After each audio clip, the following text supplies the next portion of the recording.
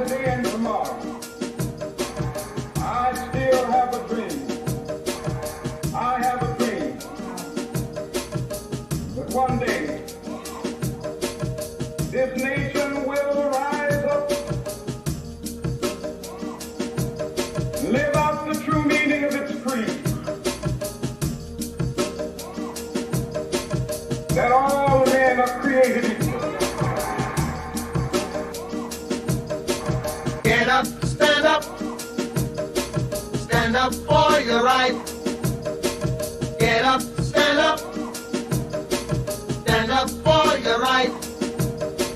Get up, stand up for your right. Get up, stand up, don't give up the fight. Hi, good evening. This is Rod Solomons. I'm Advocate Rod Solomons.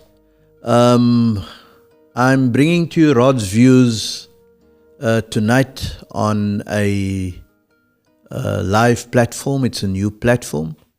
Those of you who know me, that I used to be the head of sport and culture in the Western Cape many, many years ago. I'm retired. I'm an advocate by profession. Many, many years ago as well, I used to be the ANC in the Western Cape, the head of its civil service unit. I was very involved in the setting up of the new public sector and parliaments here in the province and nationally. I currently run a Sport and Jazz Foundation, which is my giving back to society.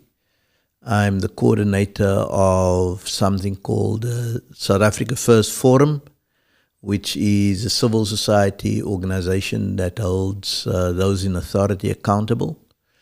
I was also part of the Credible Alternative First, that we tested the waters in, I think, 2019 or 2021 with local government elections. Unsuccessfully so, but luckily it was unsuccessfully so, I think. And I've been expressing my views on social media. I've got a Facebook page called Rod's Views that has progressed to being on the radio, on a radio platform called The Wave. And tonight we've now, after lots of thinking and discussing and so on, we've moved Rod's Views to a podcast close to television. So you can see the face behind the voice and the face behind the written word. So those who know me, you'll know that you'll get insightful commentary. It's going to be without fear. It's going to be direct. It's going to be uncontaminated, and it's going to be without fear or favor. So we're going to ask uncomfortable questions. We're going to deal with the stuff that our conventional media sometimes don't want to deal with, because we are not beholden to anyone. We are beholden to the people of the city, this province, and this country. And that's what Rod's Views is about. We're going to discuss current affairs as it impacts on people in the city, people in this province, people in South Africa, and even stuff that happens other parts of the world, especially if it affects South Africa and how our government deals with that. And so we're going to talk to people who's in the public sector and people in the private sector. We're going to be talking to a whole range of interesting people. We're going to engage them. It's not going to be an interrogation. We would want to hear their views. This Rod's Views is really there to empower people so that people can able to have their own views about stuff and I'll put things on the table. I might not have all the answers, but I put it on the table to enable you to start thinking about those things and to ask the right questions and ask the questions to the right people. Also, we would want it to be interactive. Obviously, on the Facebook page of Cape Conscious Media and the Facebook page of Rod's Views, you're welcome to give comments or questions. And we've got our own email address as well. It's rodsviews10@gmail.com. You are welcome to send any suggestions, people that you think I need to talk to, any items that you'd want us to deal with, and especially where you've gone on, there's closed doors, etc. So we would, you're welcome to bring it to my notice, and then we'll take it further. For this month, until the elections, we are going to, it's an interesting election this year. I think it's an important election, 2024. And I'm going to use this platform for the Mondays that's left. I think there's about 5 or 6 Mondays. We will engage smaller political parties, newer political parties, and independents to come and share with us and with you their views. I'll obviously engage them. There's a few questions that we want to pose to them. We're not going to give oxygen to the established political parties, the bigger ones like the ANC, the DA, the EFF, even Freedom Front Plus, ACDP, all of those. They've got enough resources. They've been there forever. I know how expensive it is to run an election campaign and to get your message across. So we will give those smaller parties and the independents and the newer parties, we'll give them a platform. So you're welcome to reach out to us, and we will engage you as well to see whether you want to come on board to have a chat with us. There's a number of things that we'll talk about. There's definitely, for example, oh yes, I need to say, for tonight, I'll be the one talking, and there's a few topics I want to talk about, and other episodes we'd want to talk about other stuff as well, and we'll get some guests into the studio. Probably from next Monday we'll have some guests in. Like for example, stuff that we want to talk about is the saga in Western Province Rugby. The issue of the new equity owner in Western Province Rugby and what happened between it and its previous president. He think he's still the president, Zalt Maree. We'd want to have an interaction around that. We'd want to have interactions, obviously politics. We want to have interactions in other sports entities. We'd want to have interactions in communities. There's stuff that's out there that's just not getting exposure and so on. So we'll do all of that. But tonight, we're going to veer more towards the political terrain as it's happening in South Africa. So the first one I want to talk about and express some views is the phenomenon called the MK Party and ex-President Jacob Zuma. When he started, many people laughed it off. Some indicated you got to take this thing seriously, because those who know, Zuma is a chess player, and and he plays a long game. And don't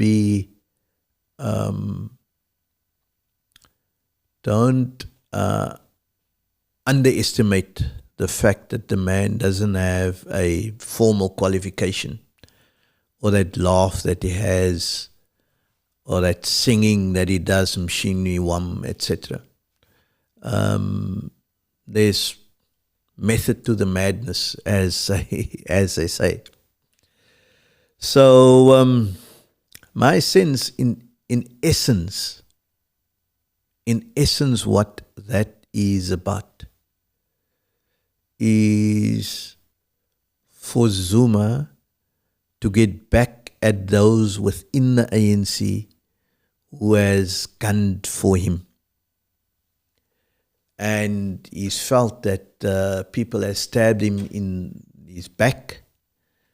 And the biggest person that's in his sights is none other than the president of this country and the president of South Africa, Cyril Ramaphosa.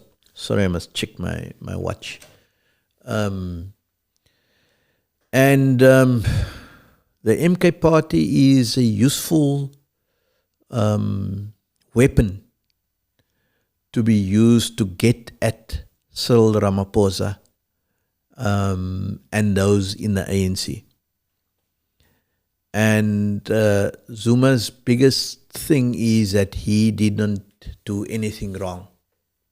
That's his thing. And he, by hook or by crook, he wants to get Cyril Ramaphosa out of that position.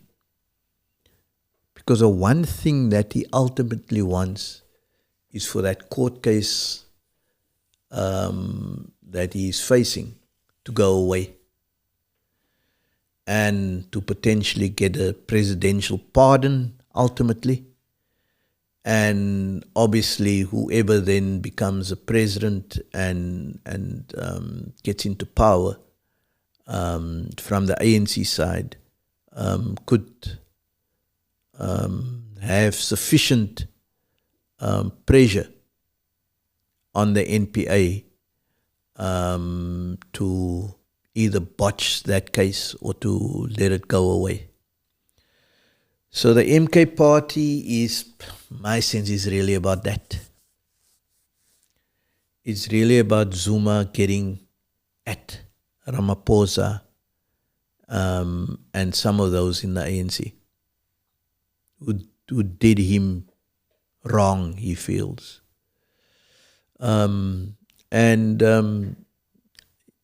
Zuma is being underestimated at their own peril. I think they underestimated the old man. He's 82, so I can't call him an old man.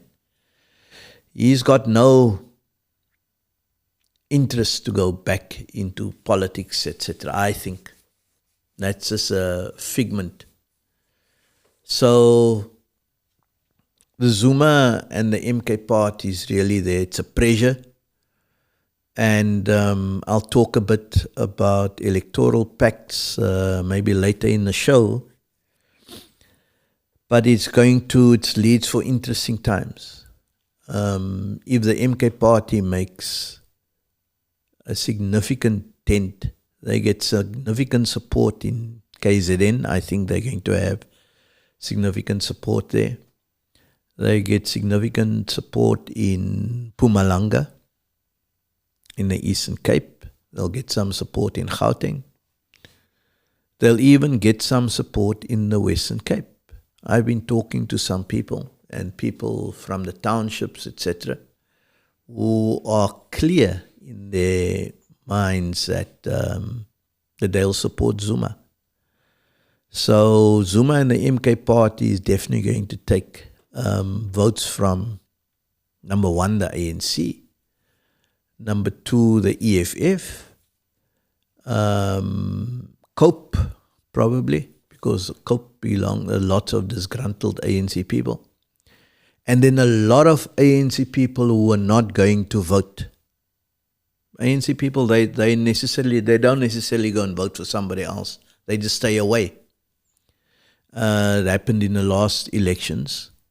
So in this election, they at least got a another entity that they can go with, and which is Zuma and the MK party. Because the MK party's policies, we've been looking at it, but the policy is, it's light, it's ANC light, but it talks about the land, it talks about empowerment of the poor, the dispossessed. It talks about people who has been thrown by the side. So that's a phenomenon in my sense around Zuma and the MK party. And so I think it's going to make some impact significantly. So that's that around the MK party. Then I want to talk about a very touchy subject, and I think it's a subject that we need to raise, we need to talk about, and we need to arrest it before it's too late. And that's one of the important institutions that we have in our country. Probably one of the, not the most important, but a very significant institution, and that's called the IEC. And that's the people who must make sure that we have free and fair elections. There's a credible election process. There's not bloodshed after the elections. People freely and easily accept the outcome of the elections because they believe that the people who are in charge is credible. And they don't have the interests of any political party in hand. They don't, whether it's a governing party or not. They don't do the bidding of even of government, because government consists of a political party. That's the head of government. So we need to talk about the IEC, and we need to assist the IEC to maintain its credibility.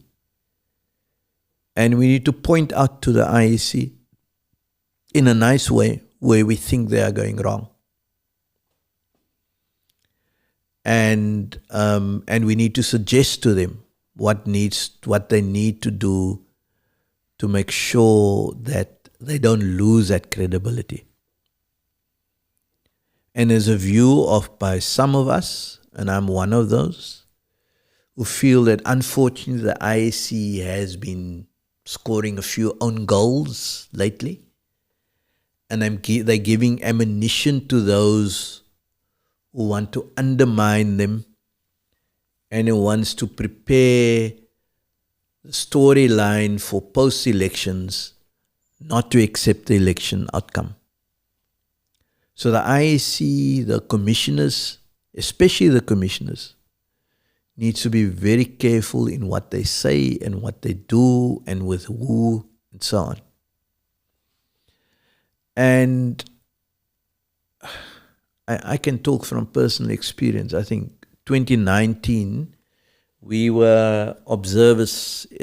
SA First Forum was an observer during the elections.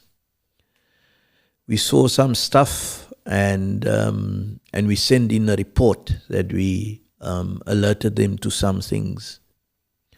2021, CA First, Credible Alternative, contested elections. Many of us and some of the candidates and people that were on the ground alerted to certain things that were happening and so on. We wrote to the IEC. We expressed our concern and so on. And there was a view held I think we went public with that view. And we said, was that what we saw in 2021? Was that not a precursor to what potentially could happen in 2024? And the jury's out on 2024. So our appeal to the IEC is to make sure that their processes and systems are in place and they go the extra mile to make sure that their credibility is not called to question. And they do not unnecessarily score on own goals. For example, there's a practical example currently on the table, and I express my view about it. Generally known, I support the IEC's interpretation of Section 47, 1E of the Constitution, that Zuma does not qualify to be on the candidate lists of MK Party. Its lawyer made a case. I think some of the points could have been made stronger, but that's my view. But it made a cogent case. The MK Party made a different case, and they harped on that one of the IEC councillors was not independent enough, felt that that she was swayed, and some pronouncements she made.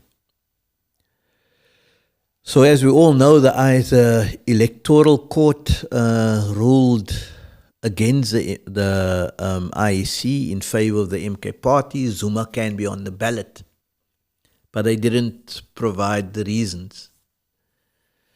And everyone is keen to hear the reasons and so on, so everyone is speculating. All our lawyers now and so on, and say it's for this and that and this and that reason and so on. But you don't know until the court has given its reasons. But what the IEC does, and I think some people are supporting them, I don't support them. The IEC goes and runs, and they want to run to the Constitutional Court to give a ruling on the matter. My question is, how can the Constitutional Court entertain that, and on what basis? The IEC, in the papers which I read, they speculate some of the reasons, and they regurgitate the case that they made. And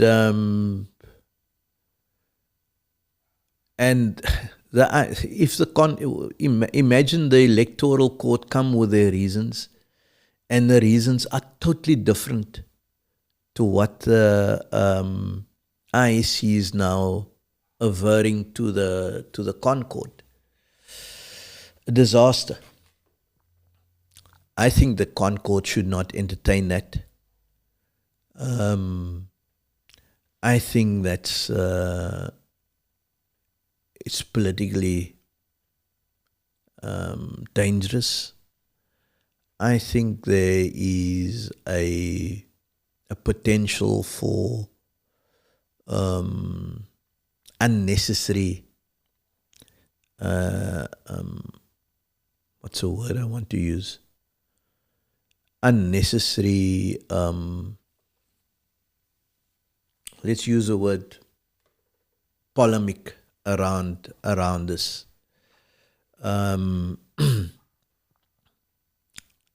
I think they must wait on the electoral court to give its reasons. I can speculate what I think, and we all can speculate.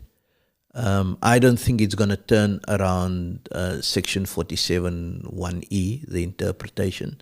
I think it's going to go on something else.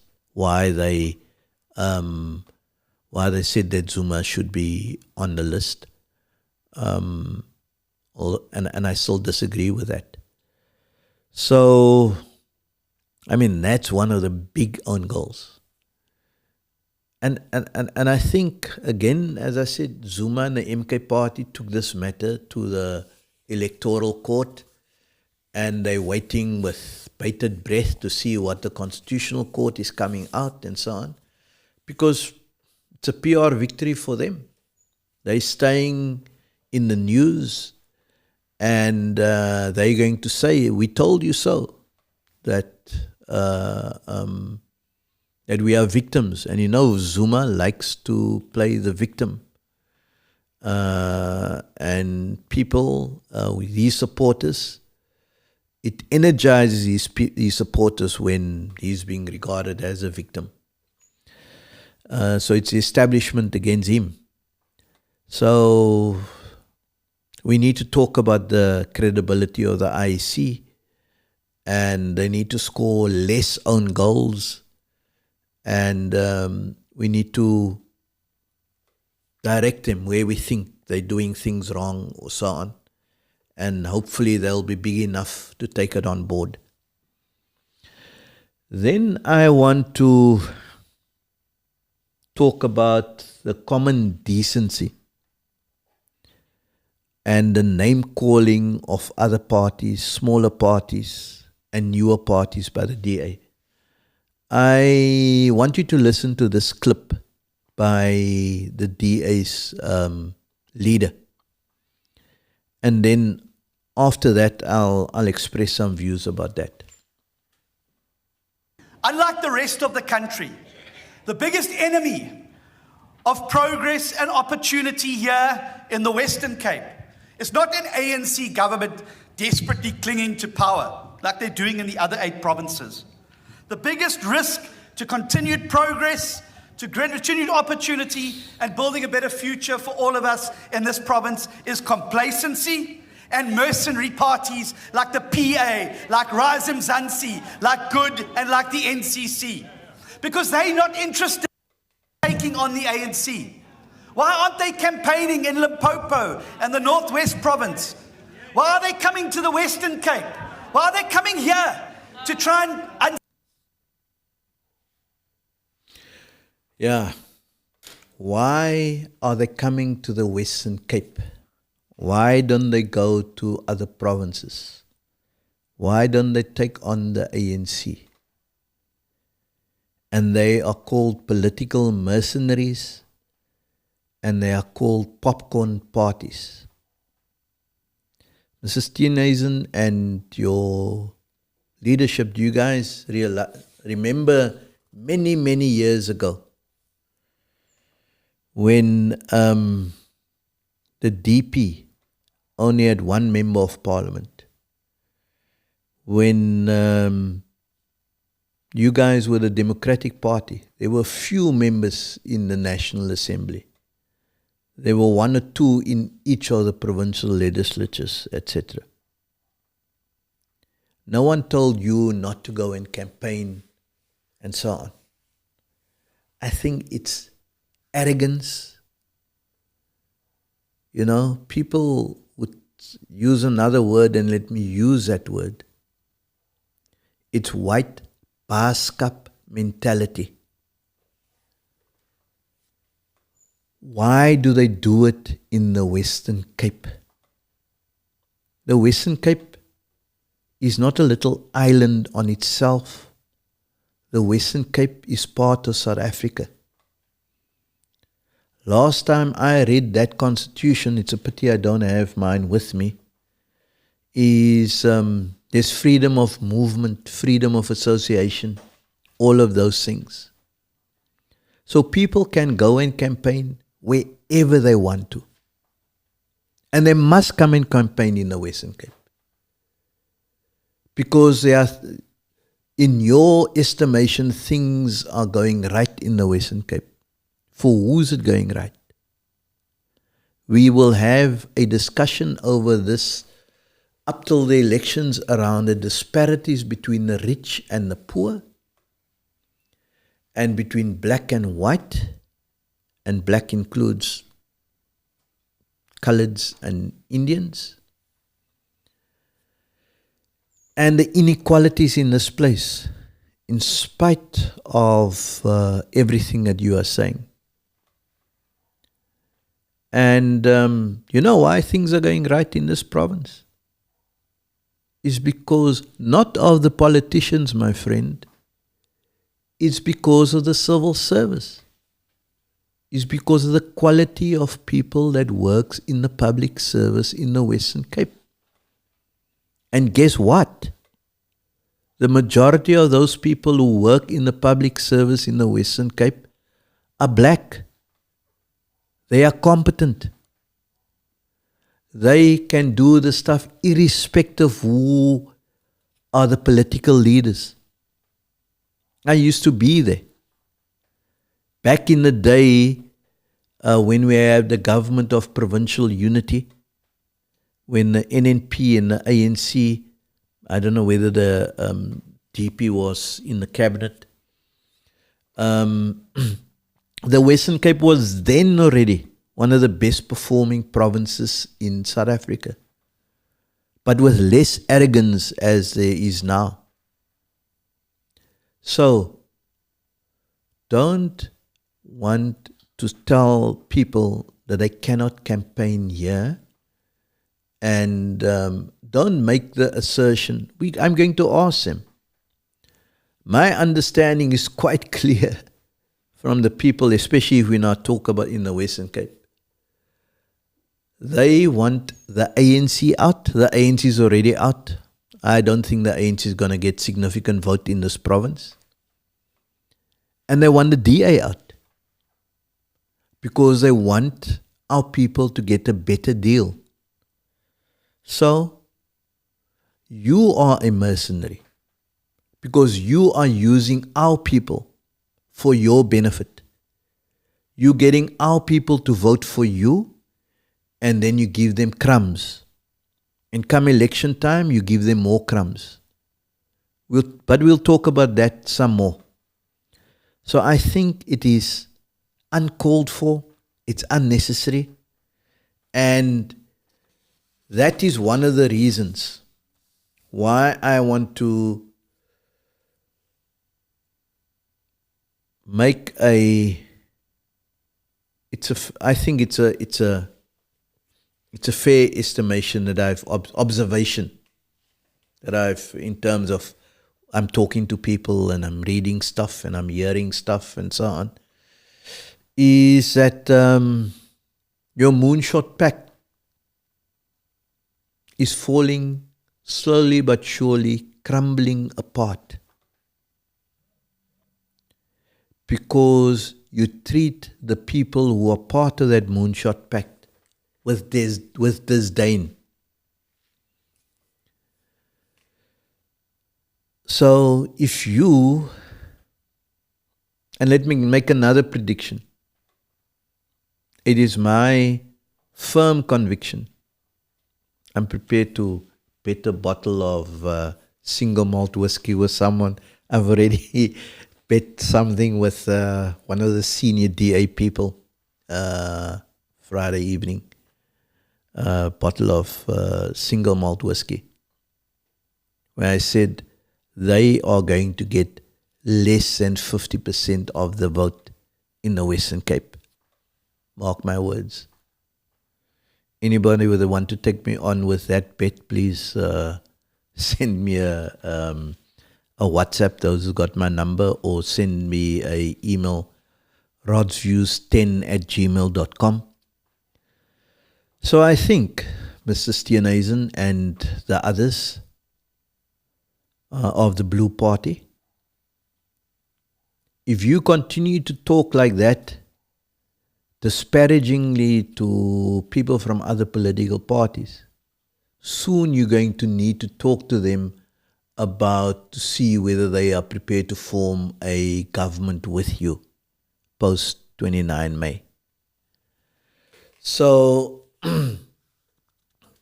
let me continue in around electoral pacts. You know, there's the Moonshot Pact,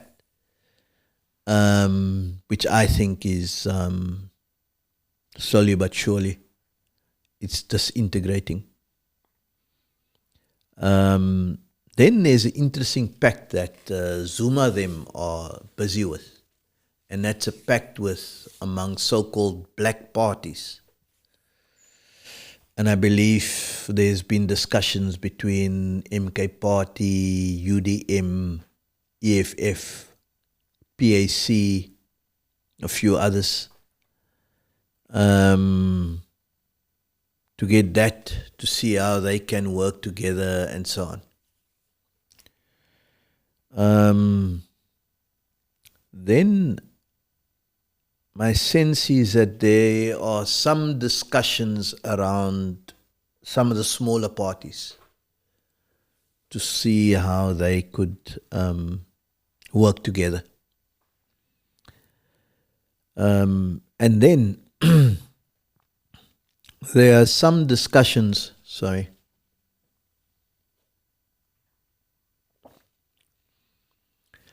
Then there's a Western Cape Pact, interesting pact. Maybe it's not a pact, but there's some discussions, informal and so on, around some of the parties in the Western Cape. And I must tell you that I am, everyone's talking about coalition and so on. I'm a proponent of governments of national unity and government of provincial unity. We had that in the past. It worked. The one nationally didn't fell apart because of egos and so on. I was in 1 year in the Western Cape. It worked perfectly. I think Ernest Kriel was a premier. Alan Busak and some of those people were Ibrahim Rasool, Lerumo Kalako, Leonard Ramatlakane, I think, a few others. They were part of the cabinet. And there were Peter Maree, Gerald Mokel, Piet Meyer, Kobus Meyering, all of those people were from the National Party side. What's her name? Martha Olkers as well. They seemed to work okay. This thing never fell apart. So I think we need to have variances of governments of provincial and national unity. We have certain thresholds of parties need to have at least X amount of seats of votes, percentage-wise, in order to become part of that cabinet. So that would, and maybe I think I need to have a discussion, get a few people to have a discussion around this thing called government of national unity and government of provincial unity vis-a-vis coalition governments. I think they are two different animals. And I think that's what we need to do. Because there are good people in the different political parties. And not all the leaders are necessarily good to be in a cabinet, whether provincial or national. But there's people in their parties. And I think South Africa requires the best people around to be able to get us out of the abyss that we're hurtling towards. This whole concept called meritocracy that I'm a fervent proponent of. We need to get the best people in, irrespective of which political party they are from, irrespective of what color they are. As long as they can do the business for the benefit of the people of this country and province. And there must be certain principles, certain non-negotiables, etc. In some of the shows, I want to talk about that as well. I want to talk about the People's Charter that came out from the People's Convention. It was held at UWC in December last year. There were other similar initiatives. We need to put those things on the table, and hopefully some of the political parties should take some of those things on board. We want to see real plans. We don't want to see all of this. There are lots of promises. I can talk about their manifestos, but we'll engage when we meet with some of the parties.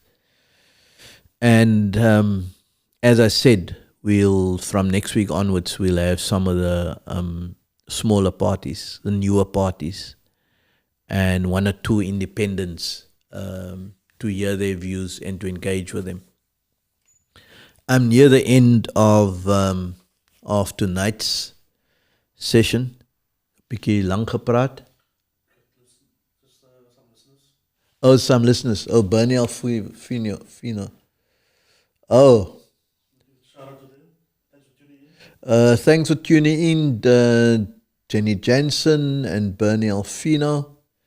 Yes, we definitely will have some forthright discussions. We will have that. We'll have them sitting over here, and we'll get some ordinary Cape Townians and South Africans to come into the studio as well.